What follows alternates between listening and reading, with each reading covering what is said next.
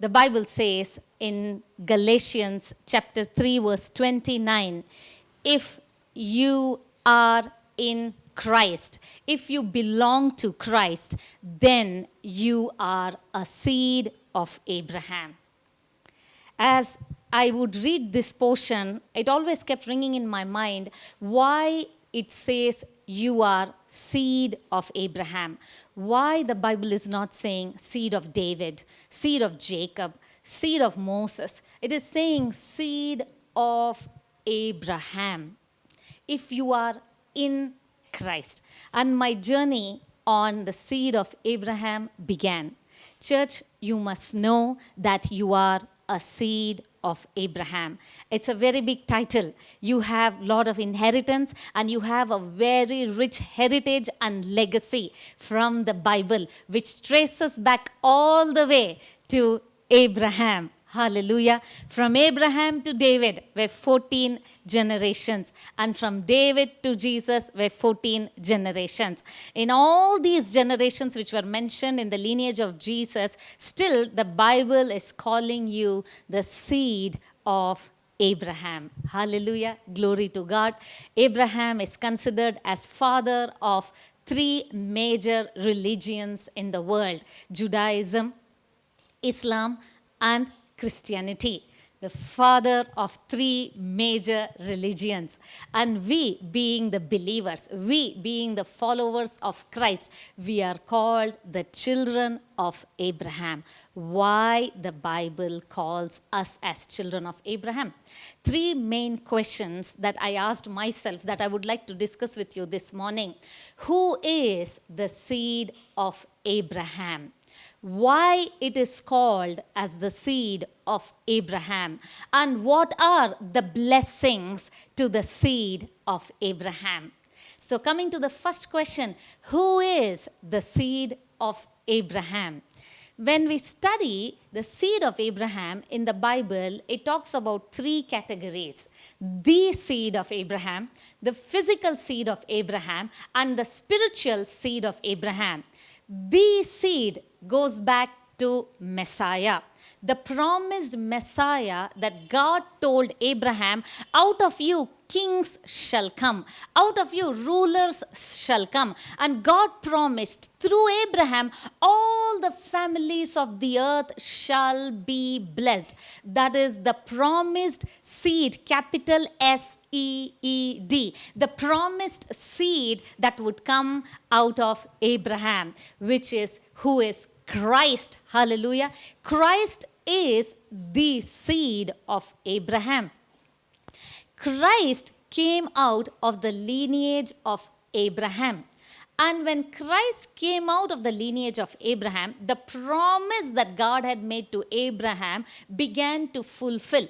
And every promise that God had made to Abraham was established by the finished work that Jesus did. Amen. Glory be to God.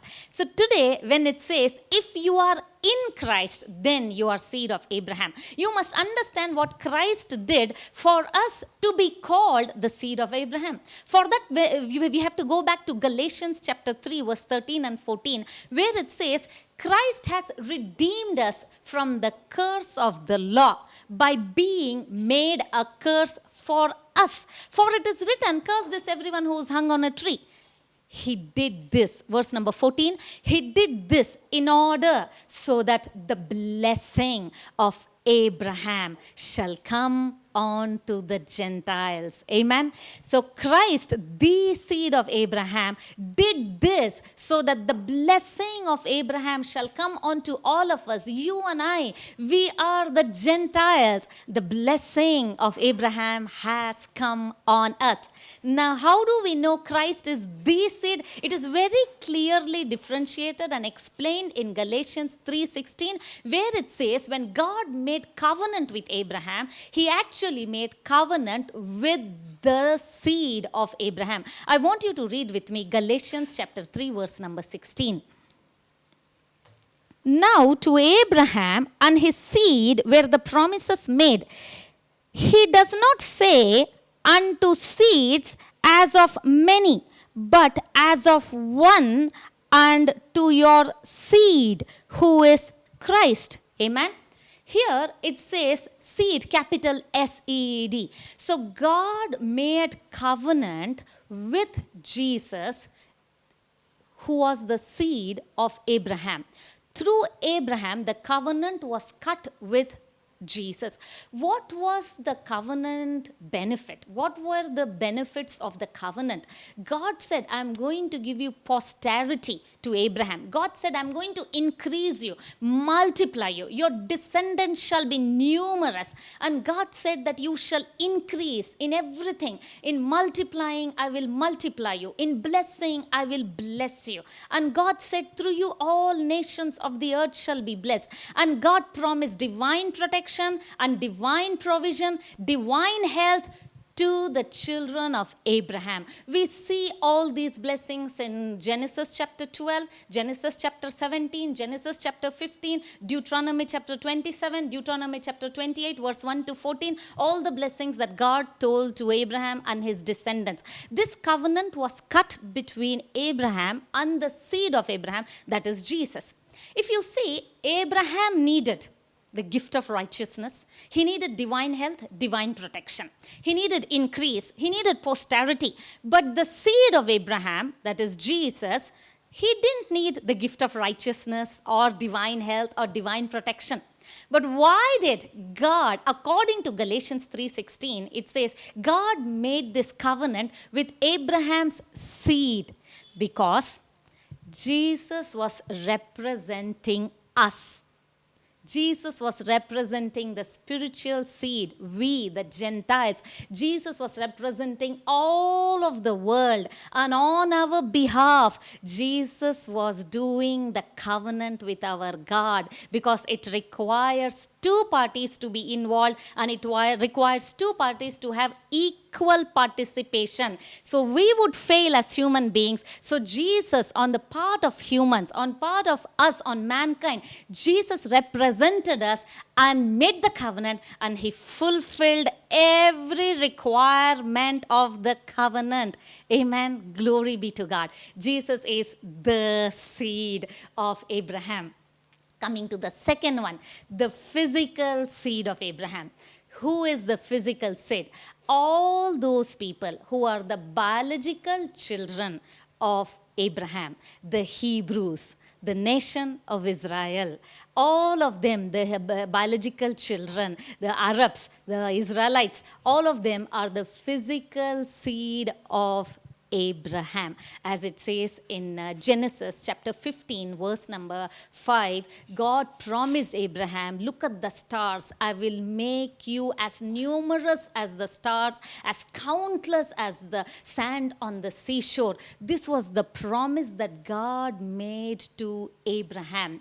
So when it says that God would make them numerous, it was talking about as numerous as the stars in the sky. It's talking about the spiritual seed of Abraham, as countless as the sand on the seashore, is talking about the physical seed of Abraham. The physical seed, the children of his flesh, the biological children are the physical seed of Abraham. And we, the new creation, the church of God, is the spiritual seed of Abraham because we belong to Christ. This explanation of the spiritual seed, the third one, is very clearly given in the book of Romans. Shall we go to that and read Romans chapter 4, 13 onwards? I will read.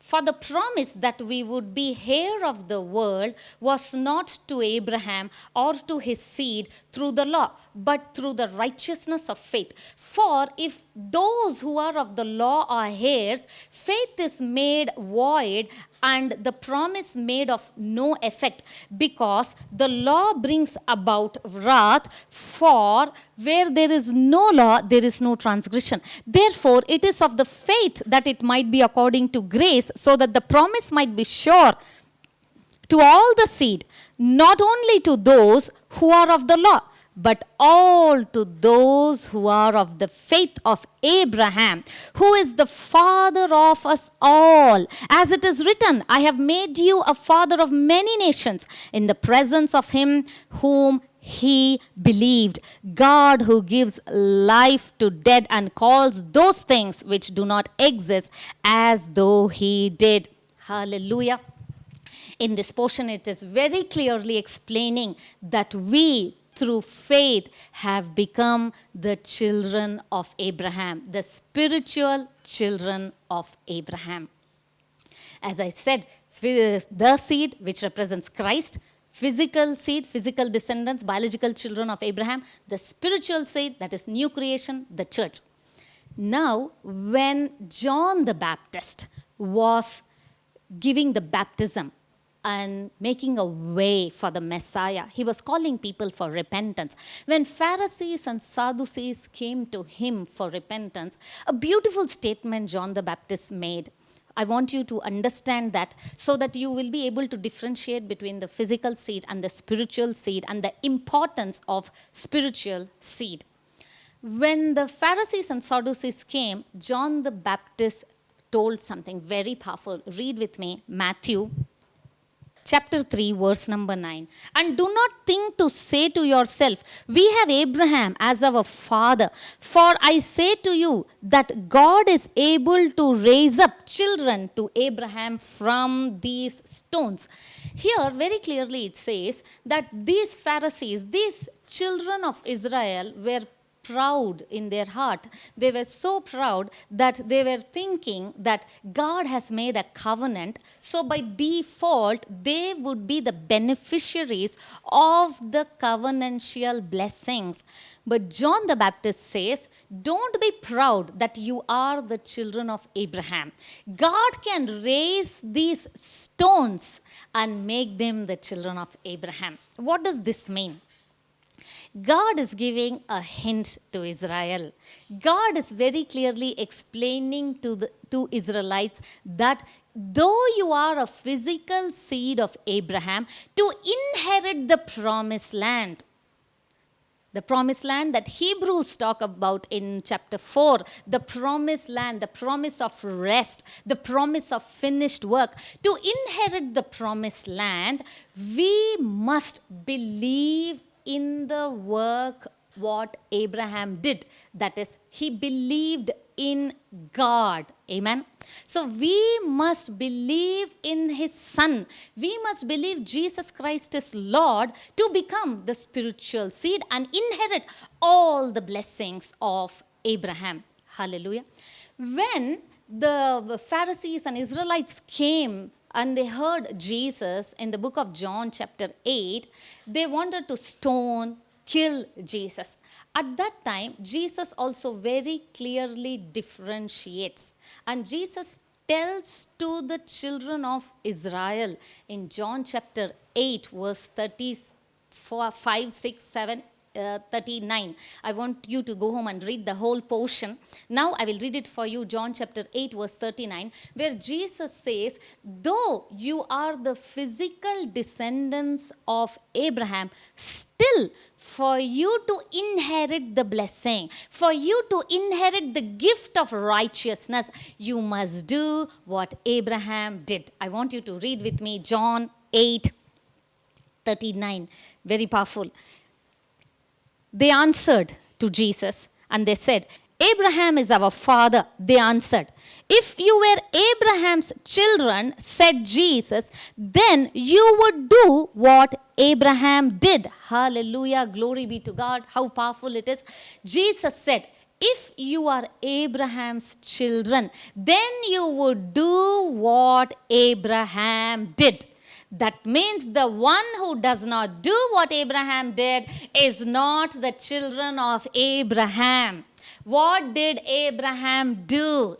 Abraham did in Genesis chapter 15, verse number 6. Very clearly it says, Abraham believed God and it was counted to him as righteousness. When you believe God, because righteousness is a gift from God, you must believe in God. You must believe the one God sent. When you believe in God, here Jesus very clearly classified, differentiated between physical seed and spiritual seed. And Jesus said, if you do what Abraham did, then you are children of Abraham.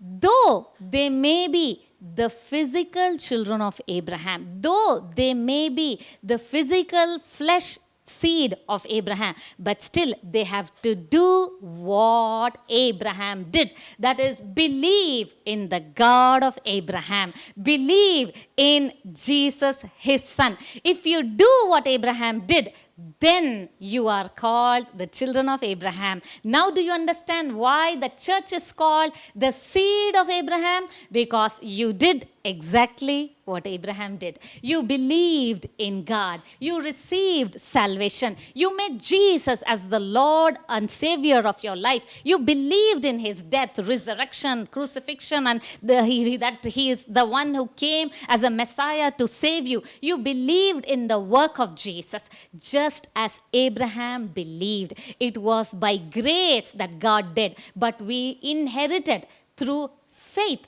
So Jesus said, if you believe, then today you are spiritual children. You are the seed of Abraham. That's why Bible calls you, you are the seed of Abraham. All the blessings of Abraham are yours. Amen. Glory be to God.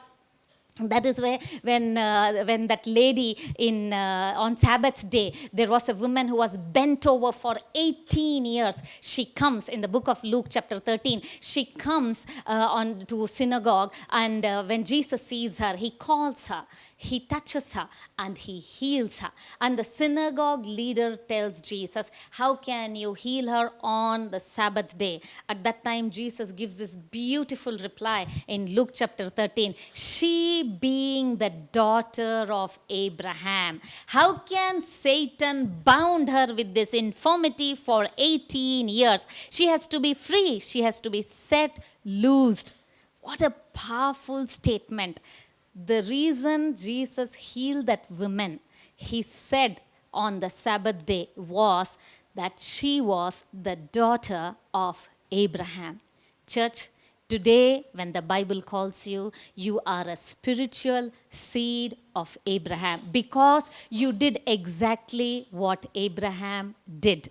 That means you are a son of Abraham, you are a daughter of Abraham. Nothing can bind you. Though no power of darkness, Satan can bind you as that woman who was bent over for 18 years. Just as Jesus said, she's the daughter of Abraham. How come Satan has bound her? So today Satan cannot bind you because you are the seed of Abraham. All the blessings of Abraham are yours. Today you have believed God. And what else Abraham did? Abraham had a beautiful sign and a covenant from God.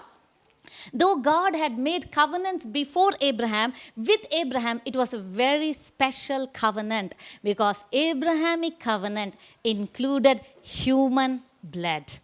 Anything that happened before was with the animal blood. But Abraham's covenant was with human blood. God gave him a sign that he and every male child in his household, whether it's servant, whether it is any of his family members, everybody had to do circumcision. So God was making a covenant with the seed of Abraham. Today in the book of Romans chapter 2 verse 28 and 29, very clearly it says, today's circumcision is not of the flesh, it is of the heart. So we have been circumcised in our heart and God has given us new heart. Amen. God has given us new mind. Today we have received Jesus into our heart. Today we have believed Jesus and we have the same sign in our heart by Holy Spirit coming into our heart. And today, like that woman who was bound for 18 years, Jesus said Satan has no right on her. Today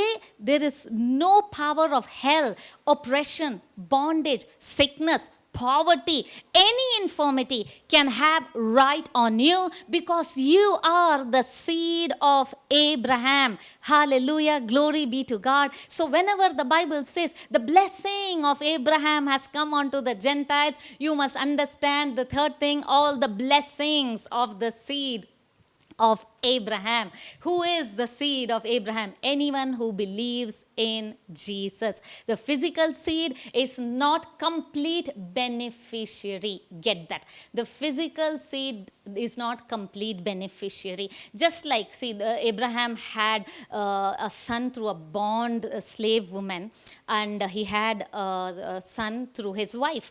So Ishmael was called as the son of flesh, and Isaac was called the promised son.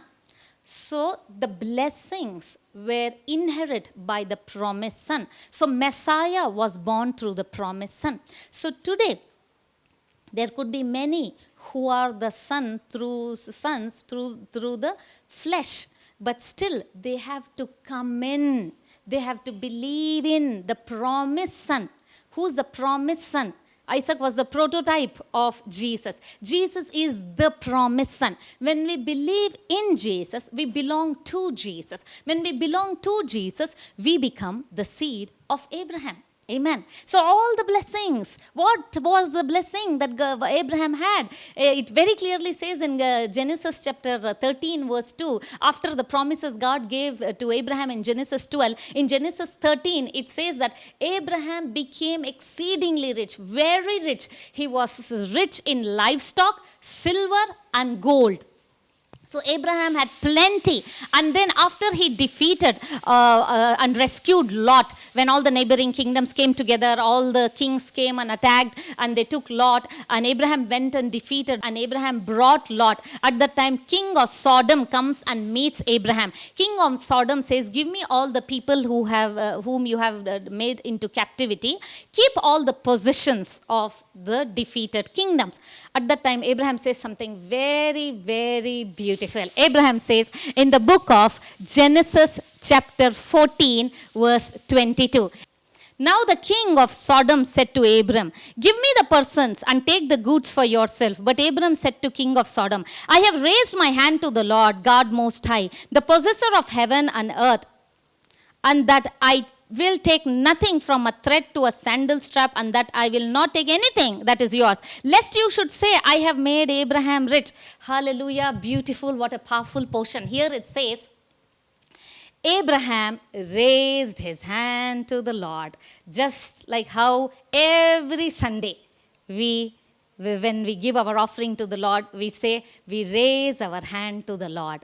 Because Abraham told to the king of Sodom, I have raised my hand to the Lord. Let no one say that they made me rich. It is God, the God of heaven and earth has made me rich. Church, you have been following exactly like Abraham, having the faith of Abraham, having the gift of righteousness of Abraham, raising your hand like Abraham, giving the tithe like Abraham, like how he gave to Melchizedek. And today, you have believed in the God of Abraham. You have believed in his Messiah whom God sent, his son, Jesus Christ. That means you are the seed of Abraham, and all the blessings of Abraham are yours. So you shall become rich in livestock, silver and gold. This promise continued from Abraham even to Isaac. When Isaac was there in famine, the Bible says, when all the Philistines, everyone, neighboring people, they were in famine and struggling, but Isaac prospered. Isaac continued to prosper. So today it may be that the world is going through corona crisis, but because you are the seed of Abraham, this famine shall not affect you. You shall continue to increase, continue to prosper. You have to just believe this. You have to believe this. Only one thing Abraham did different from others.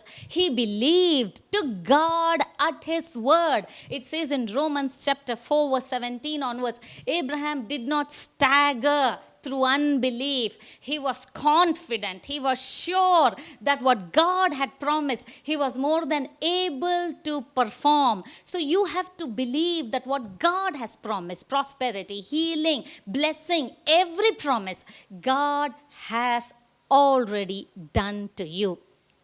So you shall continue to prosper, just like Isaac, just like Jacob. In the book of Genesis, chapter 30, verse number 43, it very powerfully says, Jacob became exceedingly rich. Jacob became exceedingly rich. So Abraham became prosperous, Isaac became prosperous, Jacob became prosperous, no matter how much Laban cheated Jacob, no matter how many times he changed the wages of Jacob, still nothing could stop Jacob prospering. No matter what Satan does, nothing will stop you from prospering. This is the truth. During this crisis, there will be wealth transfer that will come into the hands of children of God. What God has blessed, no one can reverse it. When the children of Abraham, when they came out of the slavery from Egypt, the Bible says they came with silver and gold, and they were none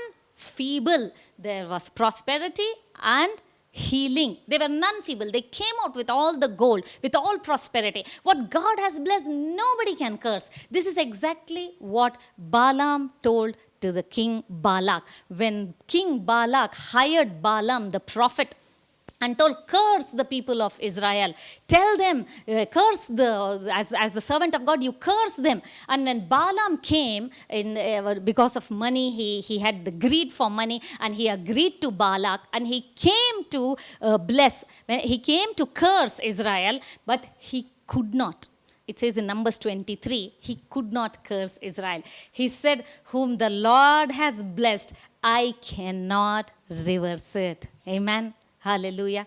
Because they are the seed of Abraham. If this can be so true in Old Testament for the physical seed of Abraham, how much true it is for the spiritual seed of Abraham. We are the inherited seed of Abraham, the seed which belongs to Christ. All the blessings of Abraham are ours. You just believe it, you receive it, it shall come to pass. Whatsoever you do, it shall prosper. Whatsoever you touch will turn into gold. Wherever you go, blessing is on your head. You shall be blessed when you go out. You shall be blessed when you come in. No sickness, no virus, no deadly disease, no economic turmoil can touch you, because this covenant God made with Abraham, not with animal blood, but with human blood. Which is the human blood? It is not just the circumcision that Abraham did. God was seeing his son would come in the form of human and shed his human blood to guarantee this covenant, to guarantee this promise, because Jesus is the guarantor of our covenant, of our promise, because the Abrahamic covenant was the covenant of grace, where everything was on the part of God. Today, when we see the shed blood of Jesus, we look to that covenant, where everything, performance, and the part is from God's side. It is grace covenant. It is new covenant. It is a better covenant. We have received it by circumcision of our heart. We have received it by receiving Jesus. We have received it just like God. Abraham, we have believed, and for us it has been counted as righteous. And all the blessings the Bible talks about are the blessings for the righteous, and by faith, it's a gift of God that you have received. And today in Christ you are the righteousness of God. Hallelujah. Glory to God. The blessings for the seed of Abraham. I have so much to go on, but then for the lack of time, I would not continue this Sunday. I would like to continue this next Sunday. The blessings of Abraham, more detailed manner. We will discuss that in the coming Sunday, and we will see what were those blessings and what was the covenant that God made. I want this to become for you more than head knowledge. It should be a heart knowledge. It should get deeper in your head, in your heart, when it says that you are the seed of Abraham. All the blessings of Abraham are yours. When it says that Christ did everything so that the blessing can come to Gentiles, how much our God loves. God chose one man to bless the whole world. That is the story of Abraham. God chose one man so that on his part of simple act of obedience to sacrifice his son Isaac, God can give his son Jesus to the whole world. God just wanted one man so that he would not only bless Hebrews, but through Hebrews, he blessed us, the Gentiles. What a mighty God we serve. And know who you are in Christ. You are the seed of Abraham, and Christ lives in you. Amen. Glory be to God. Let's quickly get into the Holy Communion and remember the covenant was made on human blood. Amen.